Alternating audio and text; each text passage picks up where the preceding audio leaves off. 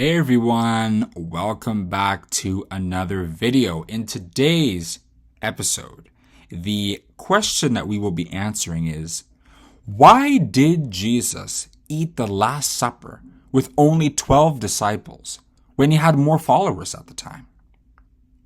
All right, let's get to the answer, right? Jesus ate the Last Supper with the 12 disciples exclusively because they were his inner circle. Right? And let me just use this opportunity to discuss what is arguably not really known by many Christians, which is the fact that Jesus actually separated Christians into two classes, right? In Luke chapter 6, verses 12 to 13, Jesus made a clear distinction between his general class of followers and those he put in his inner circle. His general followers were disciples, but those he made to be his inner circle, he called apostles. And it came to pass in those days that he went out into a mountain to pray and continued all night in prayer to God. And when it was day, he called unto him his disciples, and of them he chose 12, whom also he named apostles. That's Luke chapter 6, verses 12 to 13. Jesus made this same distinction between his inner circle and those outside it in many other accounts.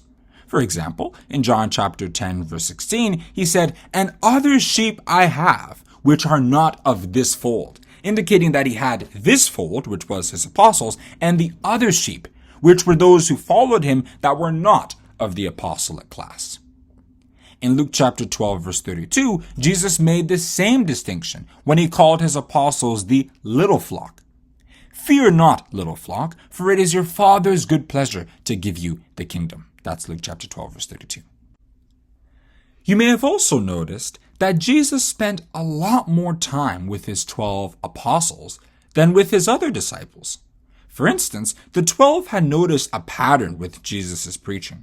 He would preach in parables to the general fold, but then tell them the details in private.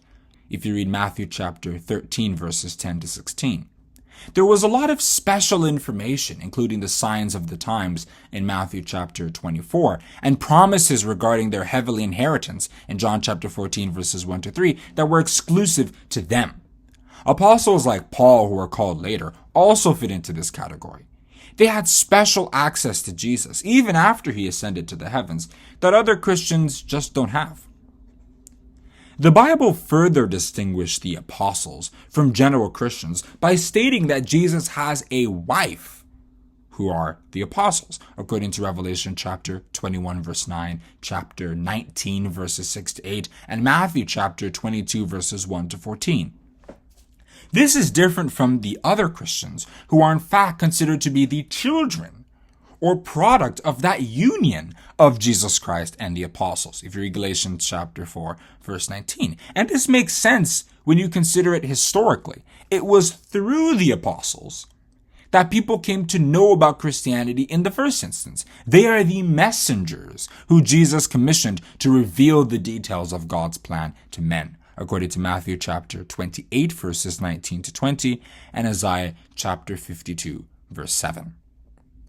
This whole inner circle idea is not really unique to Jesus and his apostles. Any president will have a lot of people working under him, but a few of them will be particularly special and close to him, including his ministers and special advisors. They're the ones who speak to him regularly and who he confides in.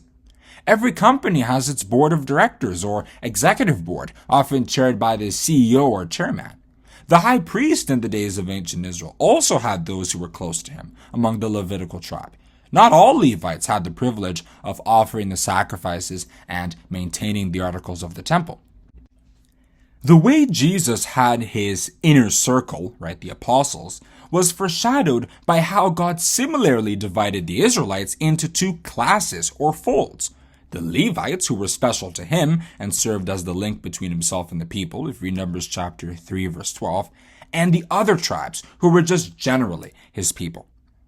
So in summary, the reason why Jesus only ate the Last Supper with his 12 disciples, who were apostles, and not with his other followers, is because of the exclusive relationship that he had with them. Alright, so that answers that question. If you enjoyed this video and liked the way I answered it, then I'd greatly appreciate, as I always say, if you click the like button and the subscribe button. And if you want to know when I come back with the next video, you can click the notification bell. Have a great day, and God bless you.